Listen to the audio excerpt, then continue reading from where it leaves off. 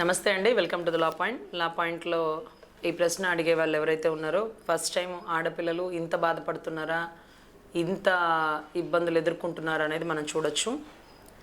నా వయసు 33 సంవత్సరాలు, నాకు పెళ్ళై కట్నం ఎక్కువ ఇవ్వలేదు అని వాళ్ళందరూ నన్ను హింసిస్తున్నారు. అంటే ఈవిడికి వయసు 33 ఇయర్స్ అంటే బాగా కట్నం తీసుకురాలేదు, ఇంకా కట్నం తీసుకురమ్మని ఈమెను వేధిస్తున్నారట. ఈవిడ ఒంటి మీద వేడి నీళ్లు పోసినారట. ఈవిడ కడుపులో బిడ్డను కూడా తీపిచ్చినారంట. కట్నం మొత్తం ఇస్తే కానీ ఈ కడుపు తెచ్చుకోవడానికి వీల్లేదు, గడప తొక్కడానికి వీల్లేదు అంటూ వేధిస్తున్నారట. వాళ్ళ పుట్టింట్లో కూడా దించేశారట. వాళ్ళ పాపం వాళ్ళ తల్లిదండ్రులు బాగా ఏజ్డ్ అవ్వడం వల్ల వీళ్ళ కోరికలు, వీళ్ళు అడిగే అదనపు వరకట్నాలు తీసుకురాలేని పరిస్థితి అట. ఇప్పుడు నన్ను ఏం చేయమంటారు? నాకు నా భర్త నుంచి విడాకులు కావాలి. అలాంటి వ్యక్తికి నేను చట్టపరంగా ఎటువంటి చర్యలు తీసుకోవాలని. ఇంకా పాపం ఈవిడ ఏ పుణ్యకాలంలో ఉన్నారో. మన వ్యూయర్స్ చాలా అడ్వాన్స్డ్గా ఉంటారు కదా. 498A డివిసి మెయింటెనెన్స్ వీళ్ళు అన్నీ పెట్టేయచ్చమ్మా. పాపం నిజాయితీ పరులైన భర్తలే ఎన్నో కేసుల్లో ఎదుర్కొంటున్నారు.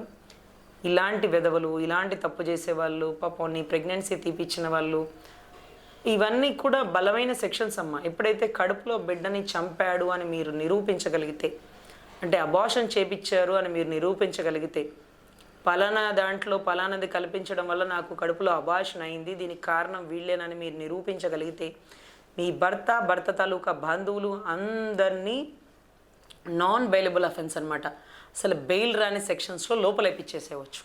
ఇవి చాలా బలమైన సెక్షన్స్ దీంట్లో ఉంటాయి. అదే రకంగా క్రుయాలిటీ గ్రౌండ్స్. ఎంత క్రుయాలిటీ అంటే మాటలు వేరు, వేడి నీళ్లు కాళ్ళ మీద పోయడం వేరు. ఇవంతా ఎప్పుడో బీసీ కాలంలో విన్నానమ్మా. మళ్ళీ ఇప్పుడే మీరు చెప్తుంటే, మీరు మెసేజ్ పెడుతుంటే నేను చూస్తున్నాను. ఇంత బాధలు, ఇంత టార్చర్ మీరు అనుభవించాల్సిన పని లేదు. మీరు ఖచ్చితంగా మీ దగ్గరలో ఉండే పోలీస్ స్టేషన్లో వీళ్ళకి సంబంధించిన ఆధారాల పూర్వకంగా కేసులు నమోదు చేయండి. సో చేసిన తర్వాత ఏదైతే మీ భర్త మిమ్మల్ని నుంచి అదనపు వరకట్న వేధిస్తున్నాడు చూడండి, ఇప్పుడు ఈ కేసులన్నీ వెనక్కి తీసుకోవాలంటే మీకే మీ భర్త అదనంగా ఇవ్వాల్సి వస్తుంది. ఎందుకంటే ఆ కేసులు అంత పీకల్లోతు మునిగిపోతాడు. సో ఖచ్చితంగా ఈ కేసుల్లో ఏదైతే కడుపులో బిడ్డని చంపే ప్రయత్నం చేశారు, చంపారు అనేది గనక నిరూపితమైతే 100% 60 days కూడా బెయిల్ రాని కేసులు మేము చాలా చూసినాం, చాలా చేసినాం కూడా.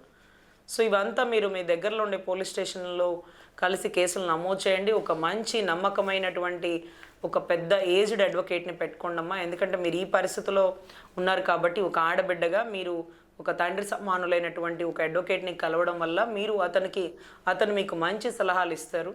అంటే మిగతా వాళ్ళని కలవద్దని చెప్పట్లేదు, ఎందుకంటే మీరున్న పరిస్థితికి ఇక్కడ ఎలా ఉందమ్మా సొసైటీ ఎలా ఉంటుందంటే, ఒక లాస్ట్ టైం నేను చూసినానండి, ఒక అడ్వకేట్ని పెట్టుకొని పాపం ఒక ఆవిడ లీగల్ నోటీస్ ఇష్యూ చేయించారు.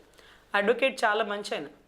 ఆ రోజు నేను కోర్టులో చూసిన అనమాట, రాజమండ్రి అమలాపురం కోర్టుకు వెళ్ళినప్పుడు ఒకసారి చూసిన లీగల్ నోటీస్ ఒక అతను ఇచ్చినాడు, కాపురానికి రమ్మని ఇచ్చినాడు. పాపం భార్య తాలూకా నిలబడి, ఏంటి నువ్వు వాడితో నోటీస్ ఇప్పించినావు, వాడికి నీకేం సంబంధం ఉంది, ఏంది వాడనకాలు తిరుగుతున్నావు అంటూ ఒక లాయర్తో కూడా తప్పుడు సంబంధాలు అంటగట్టినటువంటి నిష్ఠ దరిద్రులు ఉన్నటువంటి పరిస్థితి మేము చూసినాం.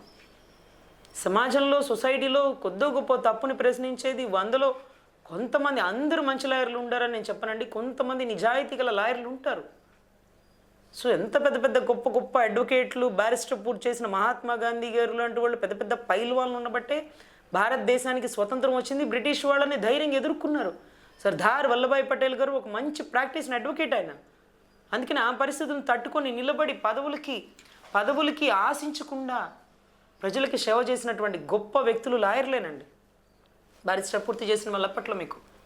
సో ఇటువంటి దాంట్లో నేను మీకు సలహా ఇస్తున్నాను, మీరు ఒక మంచి తండ్రి సమానమైనటువంటి అడ్వకేట్ని పెట్టుకొని నిలదీసి అడిగి కడగండి. ఎందుకంటే అతని బిడ్డ వయసు కాబట్టి, అతను సొసైటీలో ఒక సమాజంలో బాధ్యత ఉన్న అడ్వకేట్ ఎన్నో కేసులు చూసుంటాడు కాబట్టి, ఎవరైనా నీకు బుద్ధి ఉందా, ఆడబిడ్డని ఇట్లంతా చేసేది నువ్వు వెధవా, నువ్వెంత, నీ వయసు ఎంత, ఎవరిని ఏం చూసుకొని నీకు ధైర్యం, మొత్తాన్ని ఇలాంటి వాడికి శిక్ష వేపిస్తాను, రోడ్డుకి లాగిస్తాను నిన్ను, నీ కుటుంబాన్ని, ఆడబిడ్డ ఏడుపుకు కారణమైన వాడివి అంటూ నిలదీసి నీ తండ్రి సమానమైనటువంటి అడ్వకేట్లు అడగగలరు.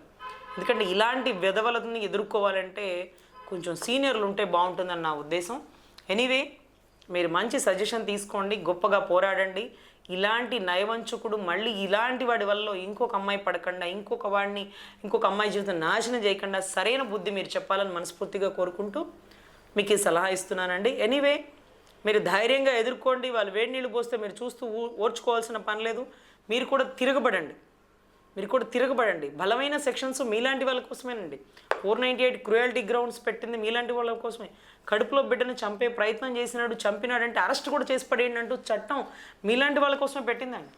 సో ఖచ్చితంగా ఇవన్నీ యూటిలైజ్ చేసుకోండి. ఖచ్చితంగా వాళ్ళకి శిక్ష పడేలా చూడండి. Thank you.